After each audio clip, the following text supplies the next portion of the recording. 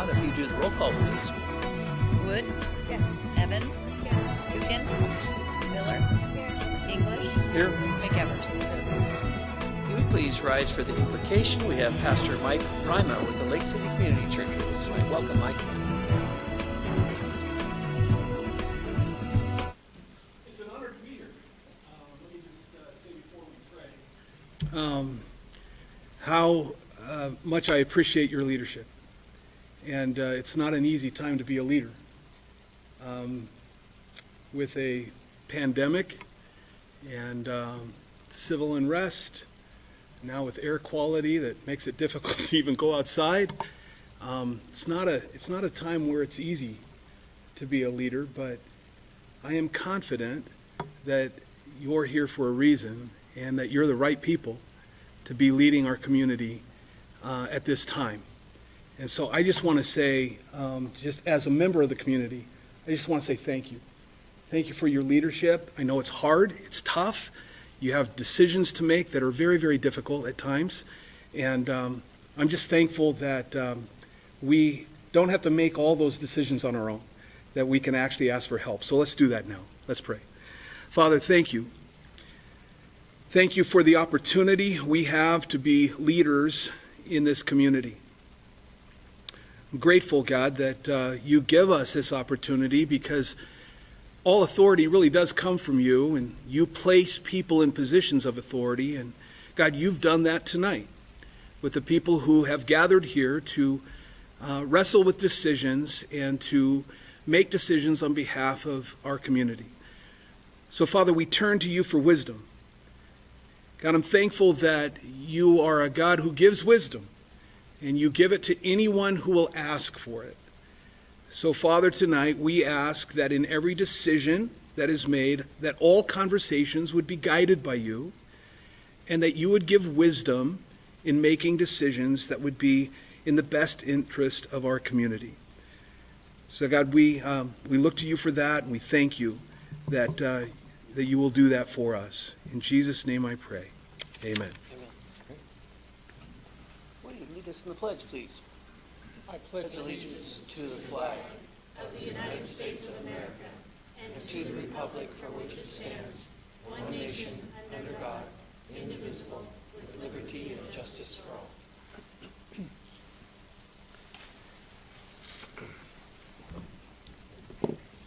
Okay, there aren't any amendments to our agenda tonight, so tonight would be, right now would be the time for public comment. Anyone wishing to address the council shall have 3 minutes to do so on city business. Welcome. Thank you. Elaine Price, Coeur d'Alene, Idaho. Mayor and council, as a former and future city council candidate, I wanted it to be known that I absolutely and fully support the following agenda item: to change the employment status of the city police chief and fire chief from at-will to appointed and direct staff to move forward with personnel rule amendment process. In these unique times, it is important to show to these two departments and their leaders our commitment and support. I encourage the council members to show their support for our police and fire departments and our police and fire chiefs and vote yes on this item. Thank you. Thank you. Anyone else here for public comment tonight? All right, we will move on. And announcements. Any member of the council have an announcement tonight? It's a quiet group tonight. I have some appointments. I would like to appoint Sandy Emerson, Walter Burns, and Courtney Beebe to the Historic Preservation Committee, Steve Peterson and Melbourne to the Parking Committee, and Susie Fraley to the Child Care Commission. So moved. Second.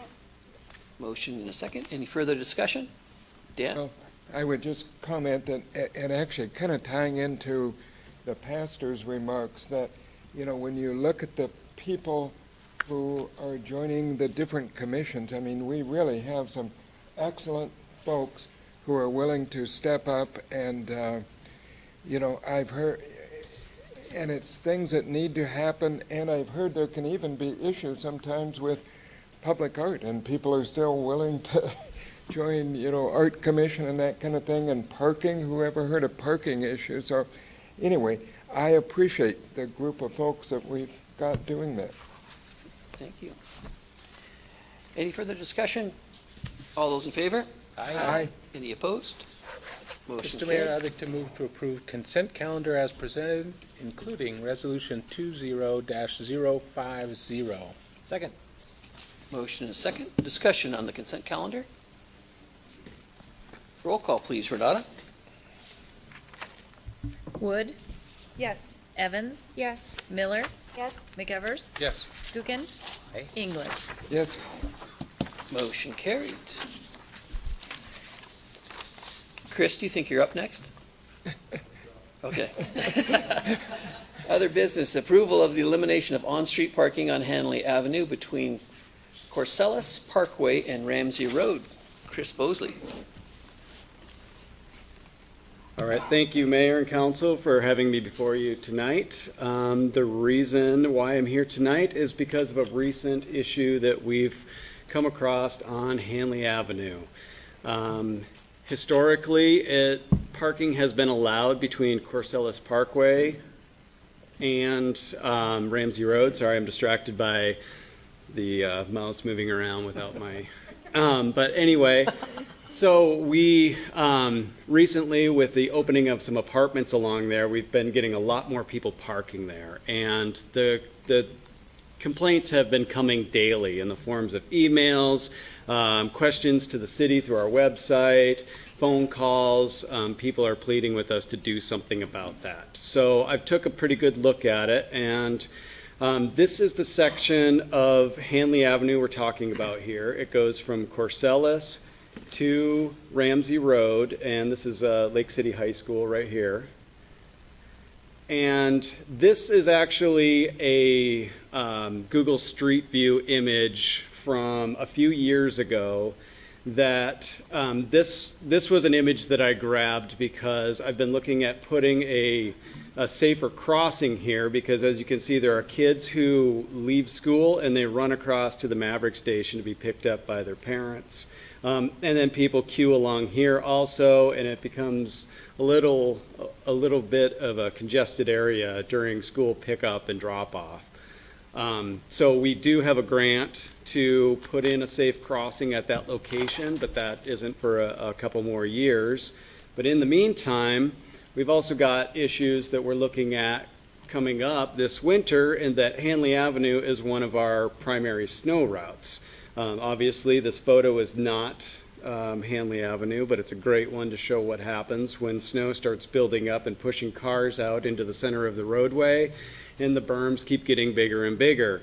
So Hanley Avenue is one of our first streets, arterials, that we tackle in the winter and try to clear that snow. With parked cars, obviously that's going to be very time consuming, a lot more difficult, and we're going to get a lot more calls on that. Another reason why I think that this is a good candidate for parking removal is this image here shows the limits of bike lanes through Coeur d'Alene on Hanley Avenue.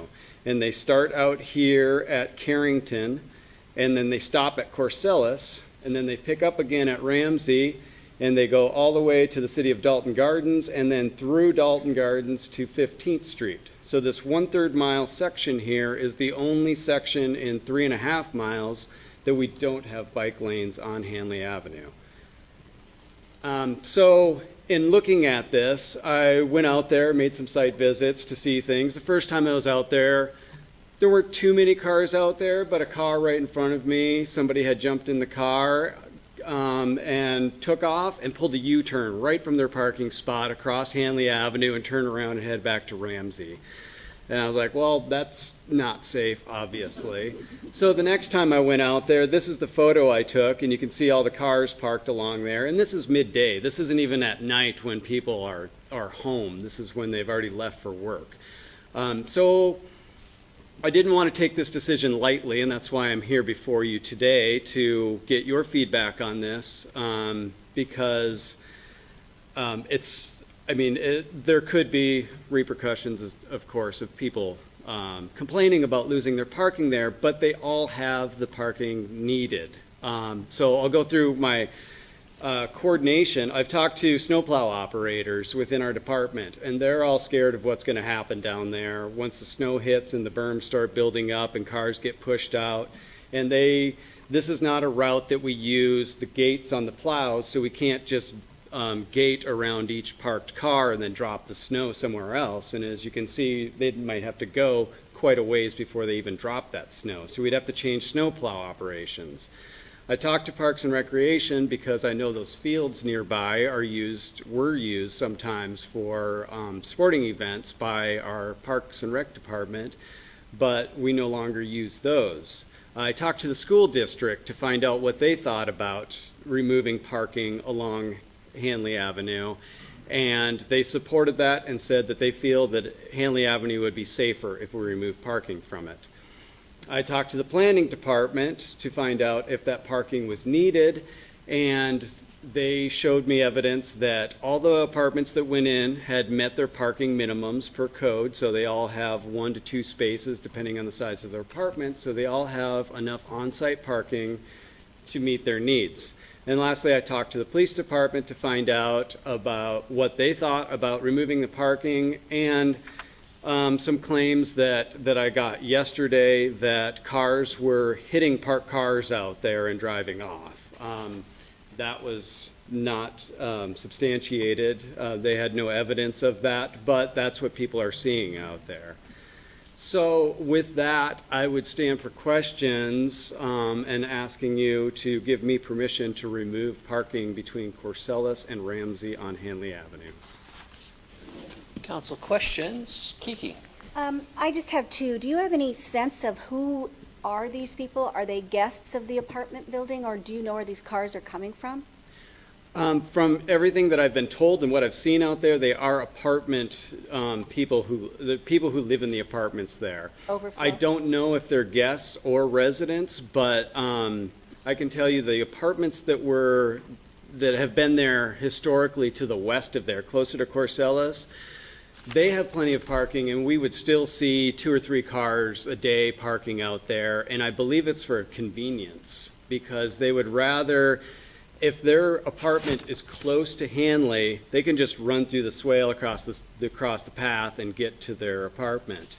But if they were going to find a parking spot, they're going to have to wind through their development there and find their parking space. So I believe it's a convenience. Okay. And my other question is, will I think you called it a queue line, still be able to use Hanley to line up to pick students up where that crosswalk is, or to drop them off at the sports complex? That is not something that I had a conversation with the school about, whether or not they would still allow that. I would want to get more feedback on them as to their preference, if that's something they want.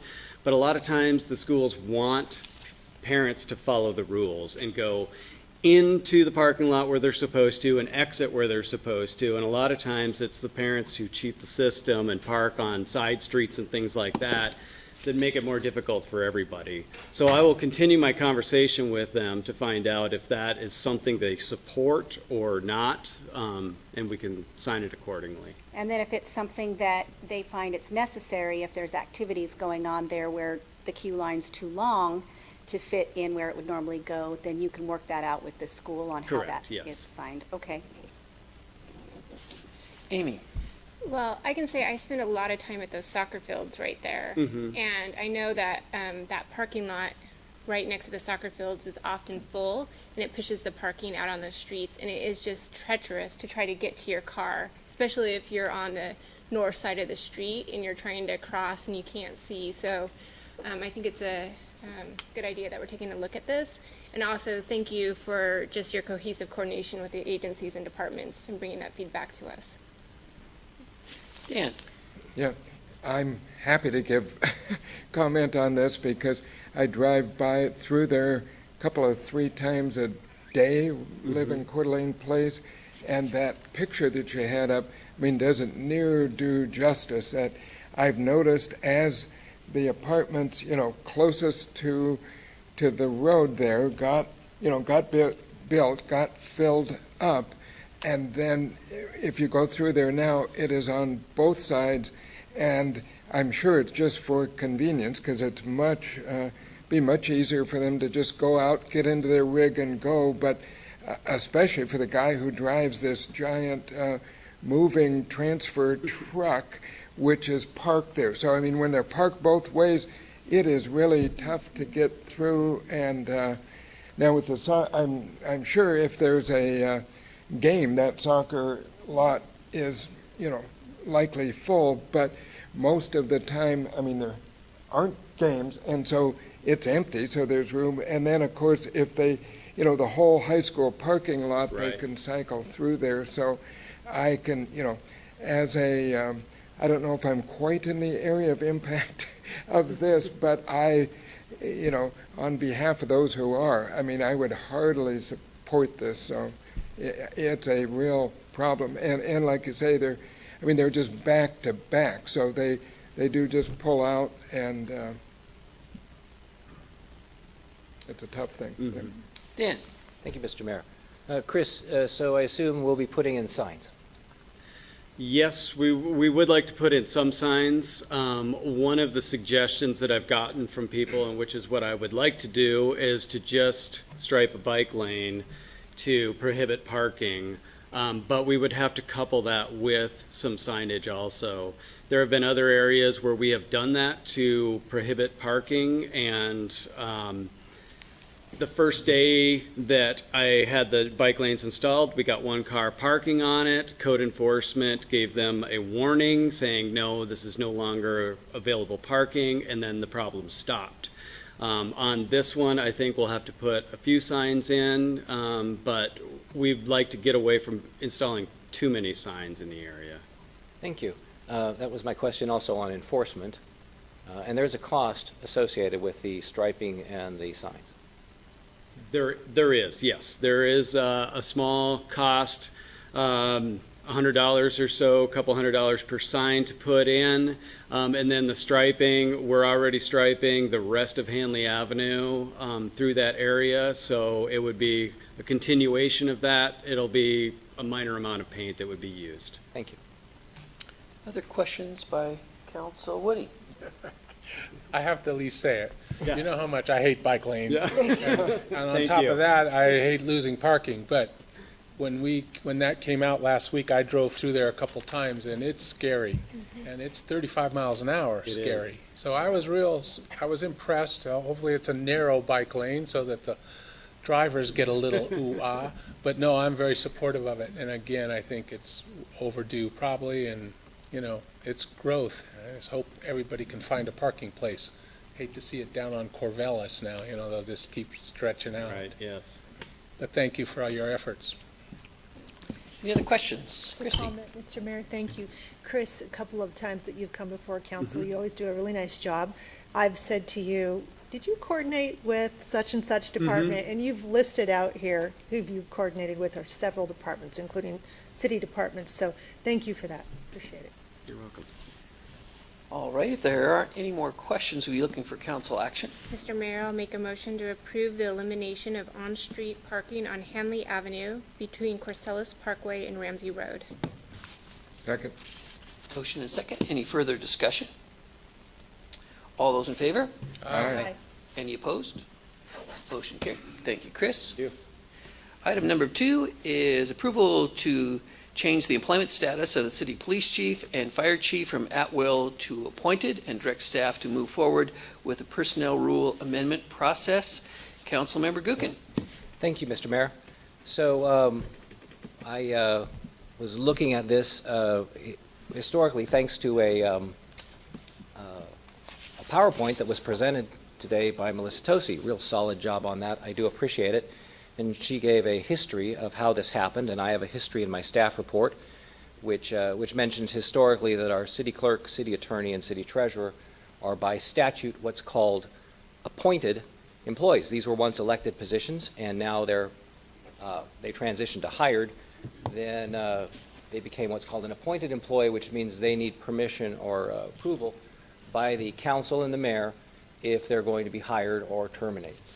So a while back, according to the historical document provided by Ms. Tosi, The status of the city administrator was also changed to be an appointed employee. And last time we hired a city administrator, the council got to weigh in on that and make a decision. And I thought that since the city fire chief and the police chief are high-profile employees, these are not like a lot of the other department heads. We love them, but when it comes to, say, hiring or terminating one of them, it makes the news. It's pretty much on the news, especially in these times when you see a lot of police chiefs around the country who are under political pressure and end up either leaving their job or being terminated because of just all the stuff that's going on in the country right now.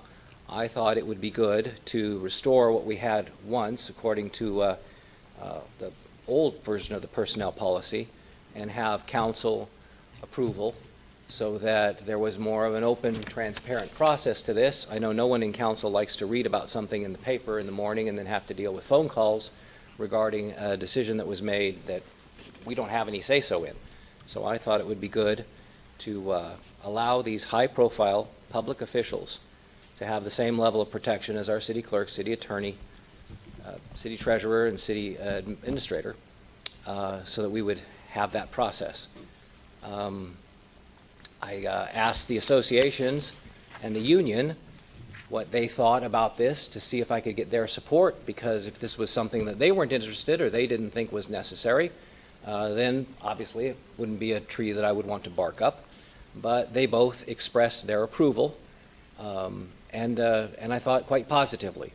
So together, these are our public safety employees who also thought this would be a good move to add this extra level of scrutiny, authority, transparency, whatever you want to call it, to the process. I met with Renata, and this is something that does involve, for our personnel rules, a little bit of procedure. So there has to be a 10-day posting period for comments. And that the result of this is that we're going to just change an item in Rule 26 of our personnel rules, where we define the police chief and fire chief as an appointed officer as opposed to a department head. And I'd be very interested in hearing what council thinks. Thank you, Mr. Mayor. Other council members' opinions? Mr. Mayor, Christie. do you want us to make a motion in a second for discussion, or do you? Yeah, whatever way you want. You want to make a motion? Well, if we usually do discussion first, if anyone has any discussion, and Okay. then we can make a motion, unless you want to make a motion right now. I'm going to make a motion so we can have discussion. I'm going to make a motion to approve the change of employment status of the city police chief and fire chief from an at-will to appointed, and direct staff to move forward with the personnel rule amendment process. And I will second that. Motion and a second. Further discussion. I have a Kiki? few things. Couple questions. So the state statute does require the appointment of the 3 positions, and as by council and mayor. And so the city's always followed that, and the administrative assistant, the administrative position appointment came in 1976. And that is, from the history that I saw today, that's how long that's been in place, and that was due to just the growth in the community and not being able to function without that level of detail. I chatted with some former city employees and former electeds, and in fact, a few members of the community, and I didn't find any support for this move from their position. And one of the main reasons was, it was brought up to me, and I kind of wanted to share my thoughts on this, is that there's already a state statute that allows for executive sessions that has us deal with this sort of issue. And I've been through many executive sessions talking about employee issues, HR issues, and at those sessions, our legal counsel, our HR people, whoever's involved can be there. So I kind of have a sense that there's already a process in place that covers council involvement in the dismissal of pretty much any level of staff and employee. I really find it hard to believe that a mayor or city administrator would dismiss a public safety department head without consulting council at all. I just don't see how a functioning government would allow that to happen, and how and a mayor or an administrator could really answer to the people or to their peers that they're working with. So I kind of wonder, I'm just questioning some of the necessity of this. They are high-profile people. I do agree with that, and in fact, they deal with lives, and that's the most important thing for any person to have on their responsibility plate. But they're trained to do that, and they're expected to be PIOs, and they're expected to have the ability to communicate to the public what's gone on. And so I do believe that they're held in high regard by me, predominantly, but by the community. And so I totally agree with that. I guess I'm sharing that I think that a lot of our department heads, if something went very awry, would be in a very high-profile public position in their department. So I don't know if this extra measure is necessary. But I'll tell you, I have some other concerns about it, and I'm just going to bring this up for other council members to comment on, and that's that I'm kind of becoming concerned about the depth of council's role getting involved in personnel matters. And I will share with you that I emailed our HR director and our legal, because we had, Dan, as you recall, at the budget meetings, you made some motions regarding a leveling of a job position. And I felt really uncomfortable about that, because I feel that the training that I've gone through and what I understand is it is not an elected official's role to be managing staff, especially under a department head. So I'm becoming a little concerned about that, and using this, this is another step. I feel like it's sort of in the same direction. So I feel like that those kinds of things could put the city in jeopardy if we are, going against what our collective bargaining agreements say, and not following methodology of employee leveling and making it as motions to a budget. So I'm kind of tying the two together, because that's one of my concerns about this entire process. I think that we have a very opinionated mayor. We have a very strong police chief. We have some very dedicated but different perspective new council members, and some council members who have been very outspoken about some things and very passionate about this.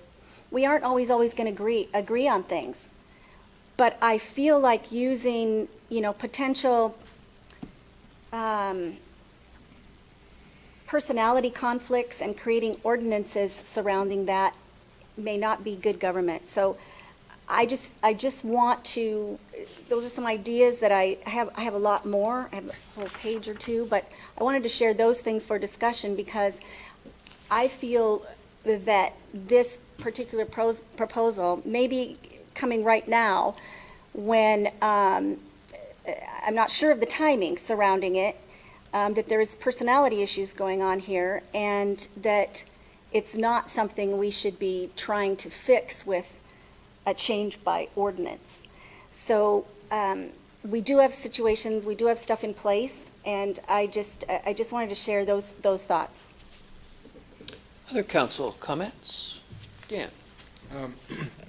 Well, I am very supportive, and on the record of being very supportive of all three of our bargaining units.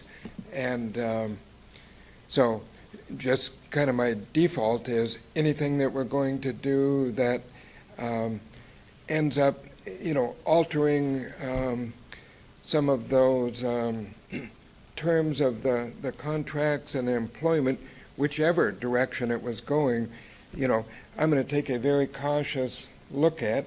I think this is something very legitimate to kind of get out on the table. I mean, it's certainly a very valid topic to take a look at, but I also have to imagine that, without knowing all of the history, that, okay, if they used to be at-will employees at one point, and then at some point, it got changed to to the way we are now, I mean, there had to be some very strong reasons for that, because you do not go in and alter those kinds of agreements and contracts lightly. So, again, I think it's very worthwhile to have this, and maybe there would be some separate track, and then if it's something really worthwhile to bring up for the next contract negotiation or something, but certainly not. I mean, I would not be supportive of just plain changing it like that. So that's where I'm at. Other council comments? Christie? Thank you, Mr. Mayor. A couple of things. Kiki, first I would just respond to you. I'm the only new member.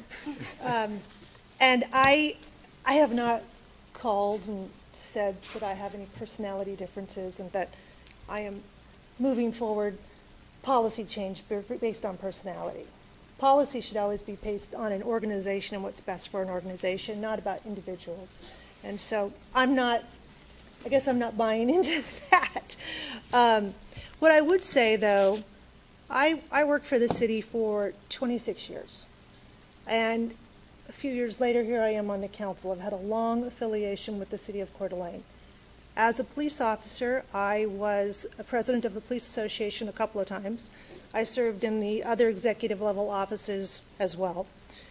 I can think of, on less than one hand, the number of times that the fire union and the police union came together, association, came together and supported a personnel change.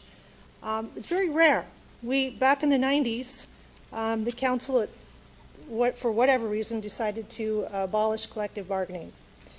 And that was a big deal. So police and fire and a number of other public employees came together and worked very hard to get the required signatures and get it on the ballot. And of course, the voters voted in the favor, and that we prevailed.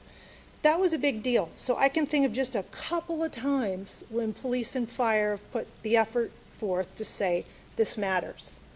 That's 200 employees out of 340.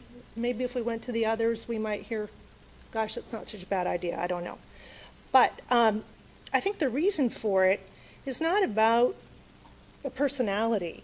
It's about the ability for the elected body, the people that the public elected, to weigh in on these very important decisions with those two department heads in particular. If it were up to me, all department heads would fall back under some sort of a contract. But, maybe we can revisit that at some point in time. But right now we're talking about police and fire, very public positions. What's happening across the nation with both fire chiefs and police chiefs being brought forward for termination based on a number of things. So I think the more collective body that is involved in those decisions, the better. This mayor has been good about holding executive sessions and letting the council weigh in, but it's not about the mayor. It's about not about a person. It's about moving forward in the future. Policy is about the overall body, not people. So I do support this. I do support the wishes of police and fire to see it happen, and I thank Dan for bringing it forward.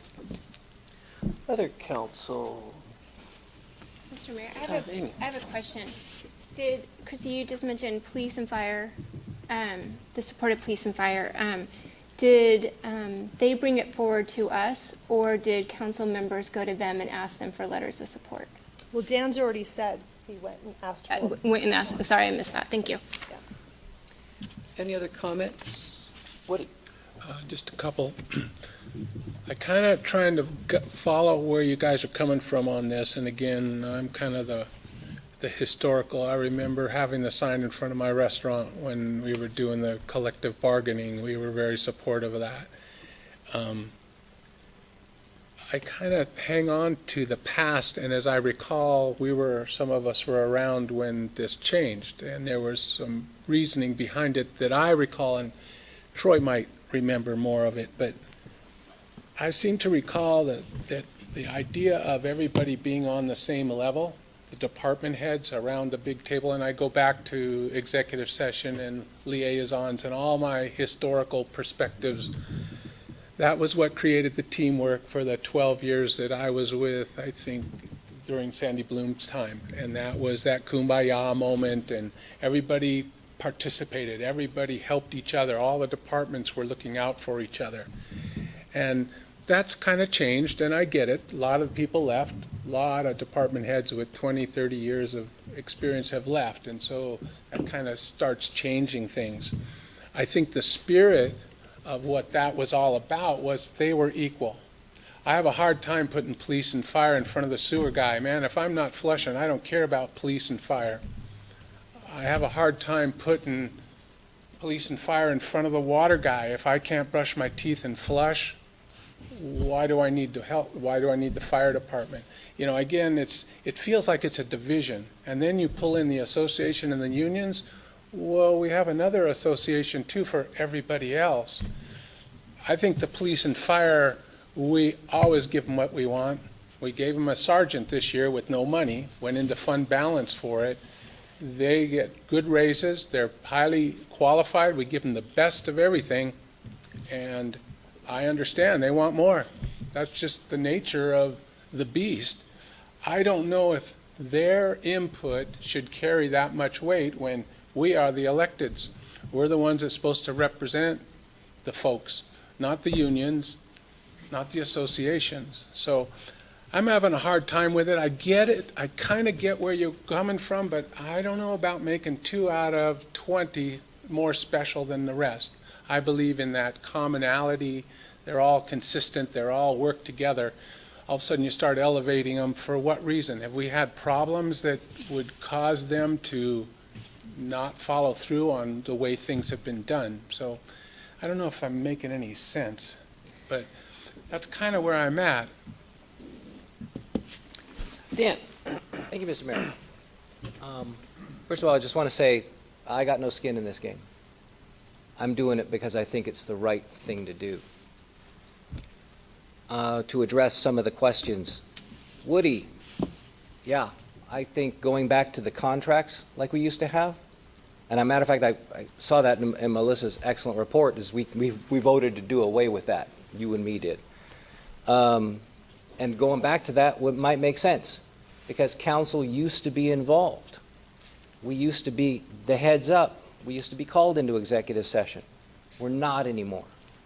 Case in point, to address what Kiki referred to about us being called into executive session. A few years ago, the city fired the engineer. I heard about it because I came in to meet with him in the morning and he was gone. No heads up, nothing. We weren't called into executive session. We weren't even told why. He was just gone. And the reason he was because we, in 2015, voted away our own authority and oversight. And now we have council people who are arguing that that's a good thing. It's not an ordinance, it's a personnel rule. The water position that Kiki mentioned. Yeah, we're not supposed to be involved in personnel issues, but that was brought to us. And there's been a few times that personnel issues are brought to us. And that's just the best solution to make something go sideways. We are not management, we're policy. And we should set a policy, and if the policy is dysfunctional, we fix the policy so that management and administration can go ahead and do their job. But yeah, bringing something to us, you know, that should have been handled at the managerial level and just never brought to us. And that was kind of my point. The employment groups support this. This does not modify the employment contracts, to address Mr. English's question. The groups do support this. I made sure that I went out, reached out to them, and asked them what their concerns were, and had a good meeting. Should meet. Well, I'll encourage all council members to meet regularly with the employment groups and find out what's going on. It's a good way to get information about what their concerns are. This was a concern, and it continues to puzzle me that people, all of us, make an effort. And it's such a pain in the ass to run for office. It really is. I don't think anyone enjoys it. But yet we do it. And we do it so that we can come up here and make decisions. And yet, we don't. We don't want to make the decisions. We want someone else to make them. And what I'm doing now is trying to give this council a chance to take back an authority that they had at one point in time for oversight and accountability. So, this whole thing about abandoning your authority or wanting to say, this really isn't our job, this is our job. This is the personnel rules. This is how we set policy. And I'm in favor of it. The union is in favor of it. The association is in favor of it. I think the chiefs are in favor of it. This is something that we can do, that we can make our decision, and I think we need that authority back. I would like to look forward, now that I know what happened, or was reminded what happened in the past, to bringing all department heads back under that contract so that they all get a chance to appeal. Right now, you're a department head in the city, and there's several sitting out in the audience. You can be terminated and you have no appeal. Your subordinates, your employees do. They can go through the civil service or they can go through the personnel guy to have their appeal, and they can come to us. It often does. But you guys, you department heads, you're at will. You can be fired at a whim, and we have no authority over that. I would like to change that. Thank you, Mr. Mayor. Other council comments? So we have a motion and a second on the floor. All those in favor? Aye. Aye. Those opposed? Aye. Aye. Well, vote, say nay if you're Nay. opposed. Nay. Nay. Okay, so it looks like it's 4-2. Is that right? 4-2 against. Mayor, Yes. may I make a follow-up comment to that? I would like to see this discussion continue during a time when we are beginning to renew contracts with all of the associations so that we can get some staff-wide input and some department head-wide input when it's time, if it's possible, to just recommend that we discuss it again during our next contract negotiations. Okay, great. Okay, so we'll move on to item number 3. This approval and authorization to accept the STEP, Selective Traffic Enforcement Program grant from the Idaho Office of Highway Safety in the amount of $96,000. Captain Hagar. Good evening, Mayor and Council. I bring to you tonight the request for authorization to accept the STEP grant. And like with all things 2020, we actually applied for this back in February and didn't receive the award notification until September 2nd, a few hours before you voted on the preliminary budget. So I apologize that we didn't get this before you in front of them. The Safety Selective Traffic Enforcement Program has a goal of reducing preventable crashes through both education and enforcement. The most recent numbers from ITD are from 2019, but if you go back to 2017 in Coeur d'Alene, we had 938 crashes. We got better in 2018 and had 826, and in 2019 we made it even better and had 799. But if you look statewide, we are the 4th highest in injury collisions throughout the state. We are the 5th highest, 4th highest in injury collisions, 5th highest in total collisions, and unfortunately we're the 2nd highest in DUI collisions. This grant would add 1 position to the police department. The way the grant is structured is the first year they cover 75%, which is $96,000. Our portion would be $24,000. That's just in salary. They also have $7,500 for overtime expenses, for court expenses, and also we're going to buy us a LiDAR, which is the special laser kind of radar looking thing where you can get your speed down there. The education part of this is our Live at 25, where we talk to juveniles and young adults that are driving for the first time and talk to them about the responsibilities for that. We're involved in the DUI court in Kootenai County, Idaho State Fair. We go to the different places to try to get that word out. We offer our winter driving course at the police department that is booked every year for that. So part of it is the education. It's not just the mallet, it's trying to help people understand what that looks like. So I won't belabor this any longer. I know you have long meetings going on. So at the end of this, I would request your authorization to allow us to add that position and accept the grant in the amount of $96,000. Questions for Captain Hagar? Woody? So Captain, this is about preventing crashes. That's what this is about, and I didn't get into it, but in past, we've had a grant-specific position for DUI, or a grant-specific position for, some speeding or red light crashes. There is no restraints on this one, so every 3 months, we plan on looking at what our current issues are. So if we start to see issues in a certain area, we're gonna devise a plan to deal with that.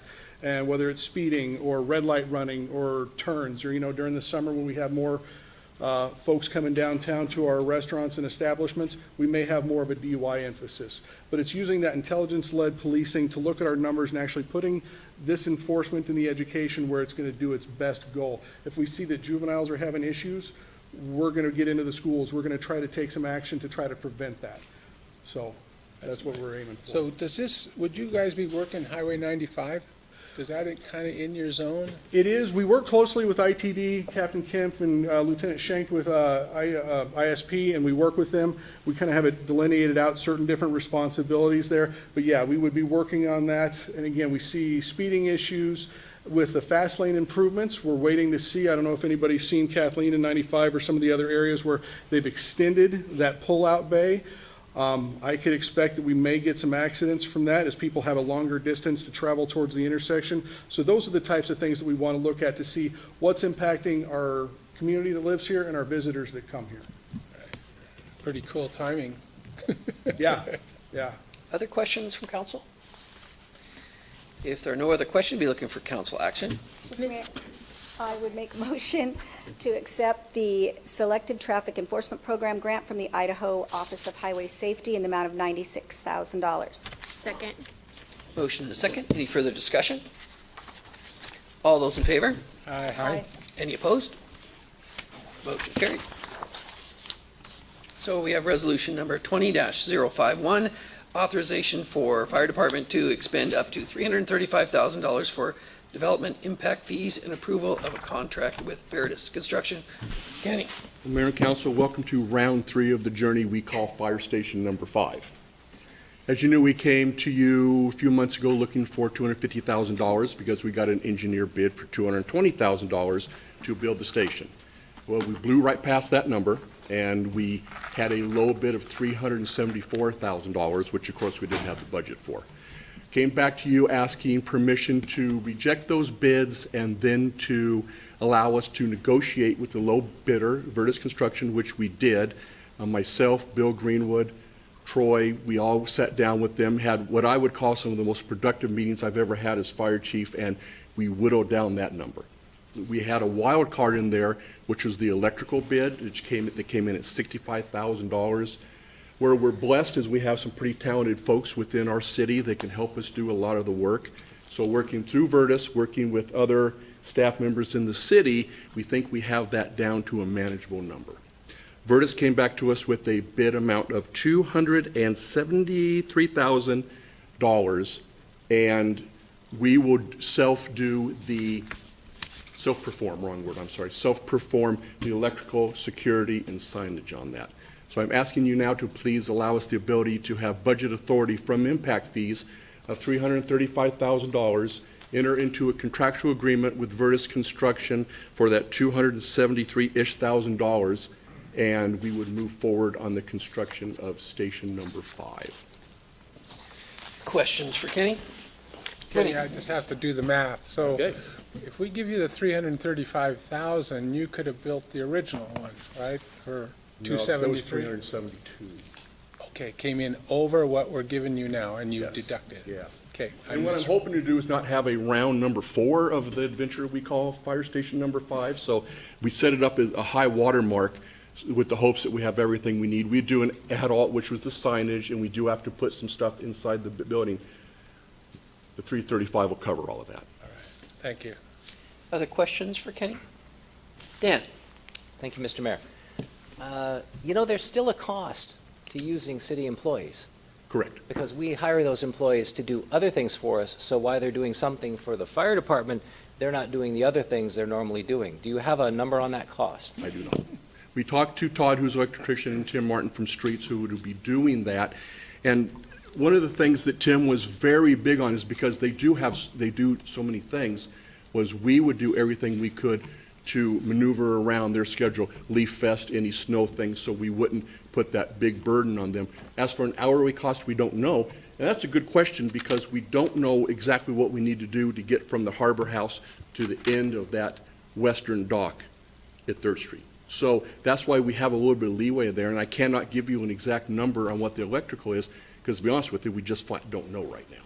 Okay, and so the difference, as Woody mentioned, between the construction cost, the 273 and the 335 from impact fees is about $62,000. Correct. So you're just going to use that for contingencies, but promise me you're not just going to like spend it on other things. I promise you, we will not just Very spend it on other frugal. things. I want it to look nice, but, Correct.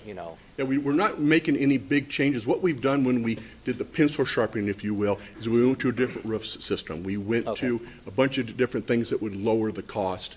We wanted to have it look as much as we can like the Harbor House, but we're going to change some things so it looks the same, but it's not exactly the same in construction. thank you. Other questions for Kenny? Real quick, Kenny, is there a deadline date that the current home for the housing for the fireboat is? No, and we don't say that real loud because we're so thrilled with the county. They've been so good. They need that spot for their new police boat. Okay, And they've just been They're good just because we've been waiting. updating them all the time saying, we're going forward, we're going forward. So they're happy with the communication. okay, good, thank you. Any other questions? If there are no other questions, we'll be looking for council action. No, Mr. Mayor, I'd move to approve Resolution 20051, which is providing spending authority to the fire department of up to $335,000 from impact fees and approval of the agreement with Vertus Construction for Fire Station Number 5. Second. Motion and a second. Further discussion? Roll call, please, Renata. Evans, Yes. Miller, Yes? McEvers, Yes. Guggen, Aye. English, Yes. Wood. Yes. Motion carried. Thank you, Kenny. Thank you. Item number 2 is approval and authorization for staff to enter into a contractual negotiation with United Way of North Idaho for a CDBG CV funds for a COVID crisis child care scholarship program for low, moderate income families in the amount of $15,000. Chelsea.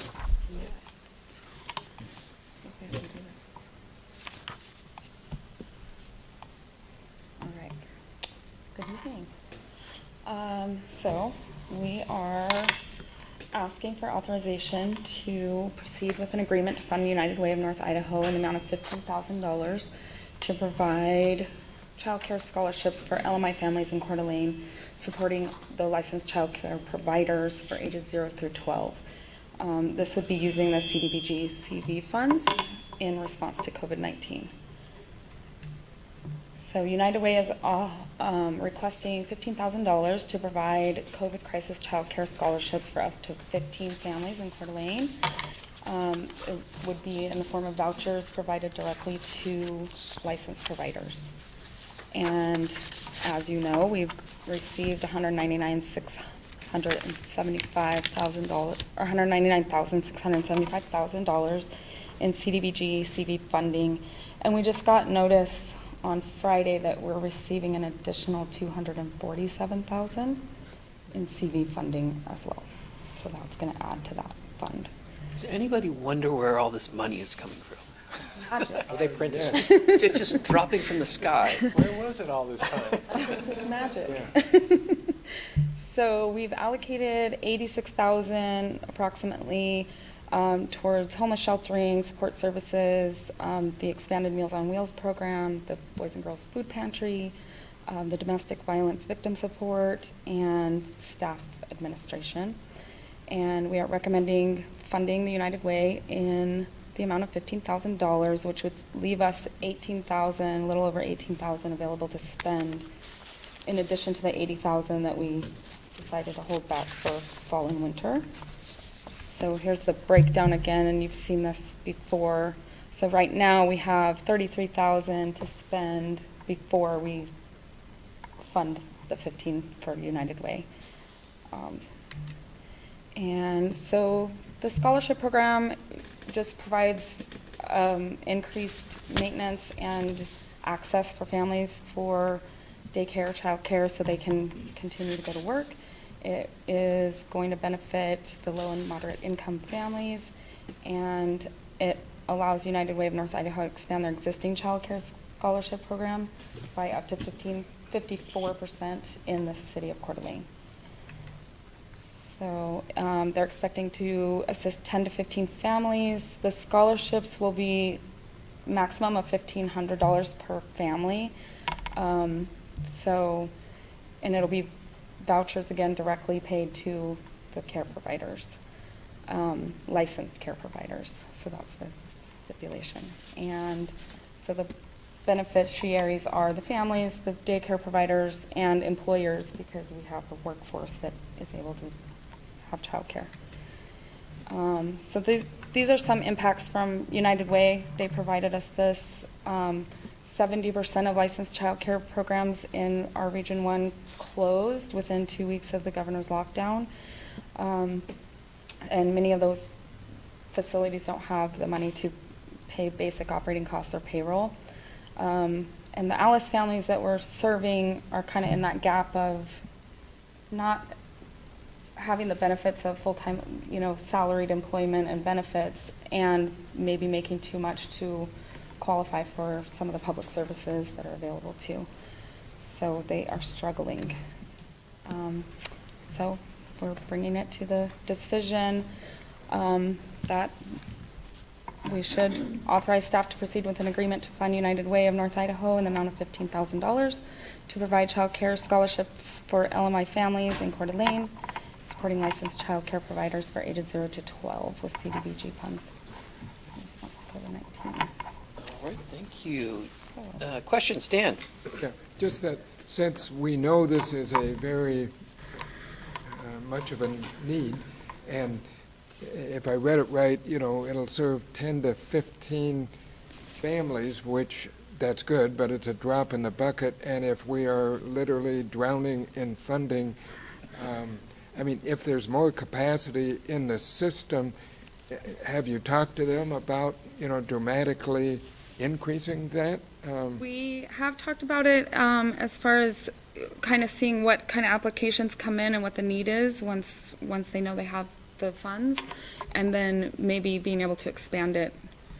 And the way that they're doing the program now, they're spreading that payment out over several months.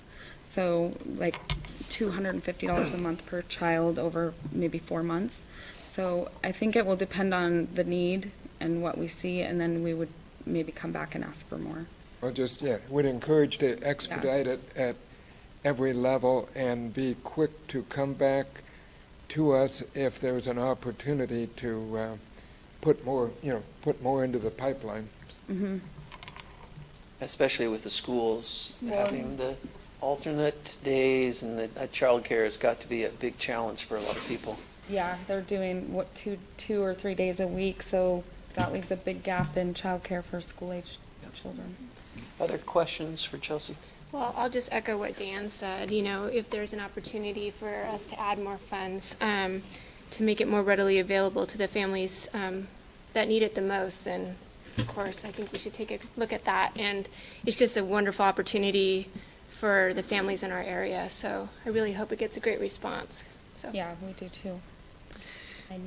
Any other questions from council? Well, just in terms of with that extra funding that we've got apart from, this area, do you have some other things in mind to target those extra funds? I think the priorities right now are childcare is a big need, housing, food, and the other one that we're looking at is rental and emergency payment subsistence for utilities, rent. So those are the top ones that we're seeing right now. Okay. If there are no other questions, we'll be looking for council action. Mr. Mayor, I'll make a motion to approve and authorize for approval and authorization for staff to enter into contract negotiation with United Way of North Idaho for a CDBG CV funds for a COVID crisis childcare scholarship program for low to moderate income families in the amount of $15,000. Second. Motion and a second. Further discussion? All those in favor? Aye. Any opposed? Motion carried. Thank you, Chelsea. Now we will have our public hearings. We have two public hearings tonight. The first one is a legislative hearing, ZC 3-20. It's for property located at 647 East Best Avenue, proposing to a zone change from R12 to R17 by Rock and Robin Investments LLC. Tammy's going to give the staff report. Welcome, Tammy. Thank you, Mayor and Council. So I'm going to begin the presentation, and then I'm going to hand it off to Jake Plagerman with the Planning Office midway. So the owner of the property is Rock and Robin Investments, and the applicant is the same as owner. And this is a requested zone change from R12 to R17.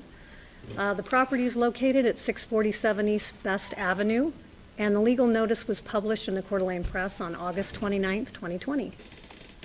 This is a location map, and this is the outline of the subject property here, north of Best.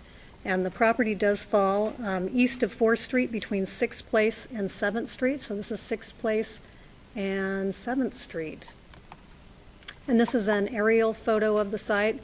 This is a single-family dwelling unit that was constructed in approximately 1925. And the property owner would like to demo the existing structure in order to build a multifamily structure on the lot. The lot is 0.25 acres, which would allow up to 4 units if it were zoned R17. And the R12 zoning district does not allow multifamily, and that's why they're requesting the zone change. And this is a bird's eye view again of the subject property, and this is Best Avenue. There are 4 required findings this evening for the requested zone change. And I'm going to hand it off to Jake from here on out. Thanks, Tammy. Good evening, Mr. Mayor and council members. So like Tammy mentioned, there are 4 findings required to approve a zone change. The first finding being finding B8, which says that this proposal is or is not in conformance with the comprehensive plan. The subject property falls within the northeast prairie boundary of the comprehensive plan, the 2007 designated comprehensive plan. The subject property land use category is stable established. Stable established are areas where the character of neighborhoods have largely been established and, in general, should be maintained. The street network, the number of building lots, and general land use are not expected to change greatly within the planning period. There are 8 comprehensive plan objectives that apply to this request under 4 different goals from the comprehensive plan. Pages 5 and 6 of the staff report have the full list. Finding B9, that public facilities and utilities are or are not available and adequate for the proposed use. City staff reviewed the application request in regards to public utilities and public facilities. Each department indicated that there are adequate public facilities and utilities available to serve the proposed zone change request. No objection to this zone change as proposed, but certain requirements will be triggered with new construction, primarily handled at time of permit. An example would be from the streets comment submitted by Chris Bosley, the city engineer. He said in his comments that sidewalks must be added along the entire frontage with any construction on the property. A utility pole within the right-of-way will likely require relocation to meet ADA standards. Pages 6 and 7 of the staff report have the full staff comments as well. Finding B10, that the physical characteristics of the site do or do not make it suitable for the request at this time. The site is generally flat. There are no topographical or physical constraints that would make the subject property unsuitable to change the zoning. Topographic map, you can see the subject property outlined in red there, and then the green lines here indicate 5-foot contour lines, so pretty flat through there. And then some site photos. So this is looking north at the portion of the subject property along Best Avenue. This is on the south end, on the sidewalk on Best Avenue, looking at the existing single family there. This is a view of the subject property facing northwest. This would be standing in front of the Alpine Animal Hospital there. And then this would be looking west towards the subject property behind the existing single family. The existing single family would be right about here. And then this is the interior portion of the lot facing north. And then view of the subject property from rear property line facing south towards the single family. Finding B11, that the proposal would or would not adversely affect the surrounding neighborhood with regard to traffic, neighborhood character, and or existing land uses. So going to the traffic comment submitted by Chris Bosley, He said that the proposed zone change itself would not affect the surrounding area in regard to traffic. With the proposed development of this property into a 4-unit multifamily structure, small size of the lot would only allow a limited increase in density and is not expected to adversely affect traffic. Streets and Engineering Department has no objection to the zone change as proposed. Here we have the zoning map. You can see the subject property outlined in black there. The green indicates an R12 zoning district, which it currently is now. The red, which abuts the subject property, would be a commercial, C17. The orange to the west would be R17, and there's also C17 PUD within the vicinity. So the proposed R17 zoning district is intended as a medium to high density residential district that permits a mix of housing types, including single-family, duplex, and multifamily housing. The district is for establishment in those areas that are not suitable for lower density residential due to proximity to more intense types of land use. It's appropriate as a transition between low density residential and commercial districts, or as a buffer between arterial streets and low density residential districts. So here's a following list of the principal uses within R17. You can see multifamily italicized. So a project review pre-development meeting would still be required before the applicant could move forward for building permit should this be approved. The applicant is aware that site improvements would be triggered should a multifamily project come forward, including landscaping and parking and other site performance standards in the zoning code. The applicant's proposed multifamily use of the property is not tied to the requested zone change. If the subject site is approved to be changed to R17, all permitted uses in the R17 residential district would be allowed on the site. This exhibit shows the zone changes that have occurred within the vicinity of the subject property. All 4 were approved, the most recent being ZC 406. Here we have the land use map. Subject property is split between vacant and single-family dwelling. The yellow is that single-family dwelling, which you see in other areas in the vicinity. The red would be a commercial. The orange would be multifamily, blue being civic, and then down at the bottom of the screen, there's 2 duplex land uses. So the decision point, provide a decision regarding the proposed zone change from R12 to R17 on approximately 0.25 acres. Action alternatives. The City Council will need to consider this request and make appropriate findings to approve, deny, or deny without prejudice. Myself and Tammy are both available for questions. The applicant is here as well, should you have any questions. Council, questions for Jake? Doesn't look like any right now. Oh, I'm sorry, Dan. Thank you, sorry. I just have a philosophical question to help me understand something. So this is considered stable established according to the comp plan, but the comp plan really doesn't tell us what that means. So if it's stable established, effectively, it's okay then to take a residential lot and keep it in the residential zone just to increase the density.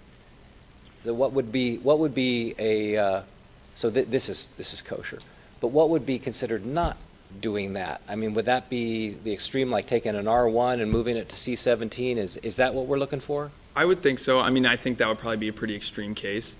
And I think that based on the land use types around this subject property, like you were saying, that change isn't super drastic, so it kind of sticks with that stable established. It's still relatively close to what has been established in the area.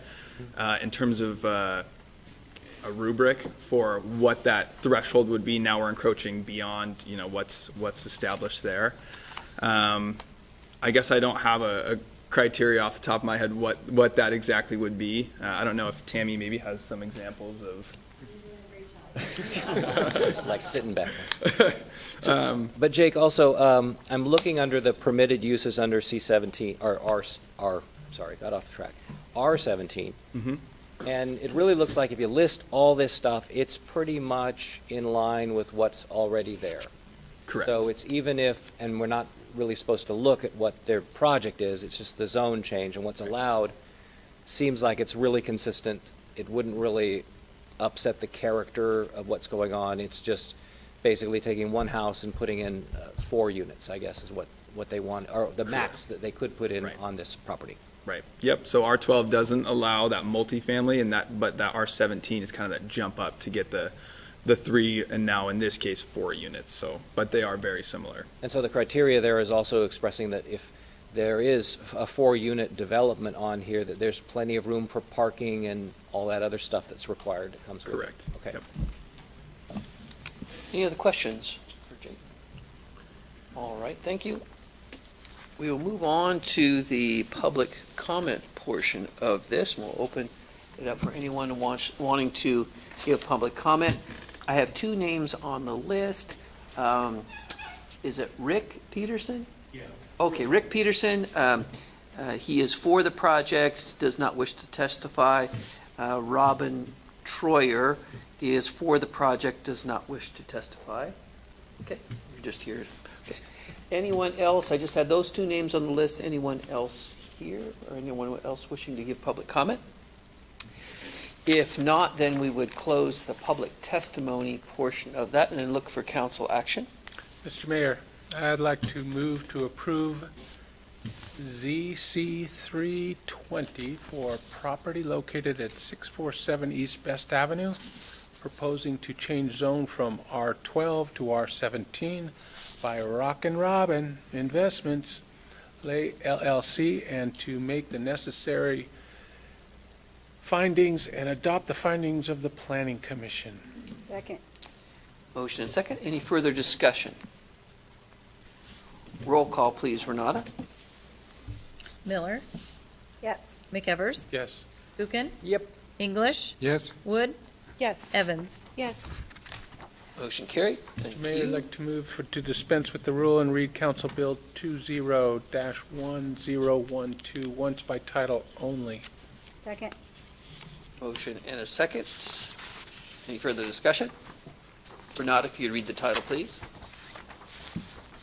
Council Bill number 20-1012, an ordinance amending the zoning act of the City of Coeur d'Alene, Kootenai County, Idaho, known as ordinance number 1691. Ordinances of the City of Coeur d'Alene by changing the following described property from R12 to R17 and placing certain conditions upon the property. Said property being described as follows, to wit, Haycraft Estates, Lot 2, Block 1, commonly known as 647 East Best Avenue, repealing all ordinances and parts of ordinances in conflict herewith, providing a severability clause, providing for the publication of a summary of this ordinance and an effective date hereof.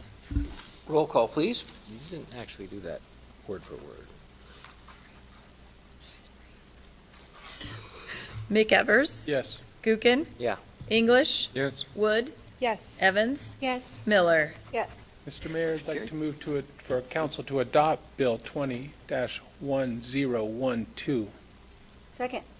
Motion and second. Further discussion? Just a point of order. I love saying that.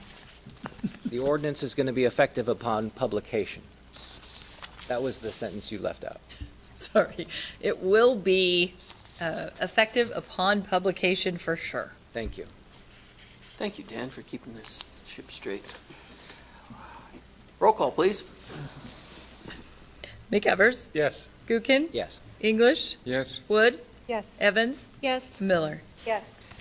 Motion carried. We'll move on to our second public hearing tonight. Again, a legislative hearing, fiscal year 2019-2020 annual appropriation ordinance amendment for fiscal year beginning October 1, 2019 through September 30, 2020. Bonnie. Good evening, Mayor Woodmeyer and City Council members. Hold on just a second, I seem to be missing my PowerPoint. I think it got closed.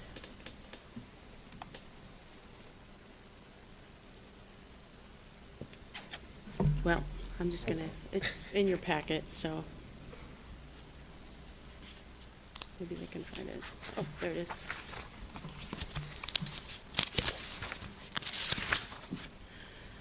Tonight, I'm asking for approval of Council Bill 20-01013, an ordinance amending ordinance number 3641, which set the budget for the 2019-20 fiscal year.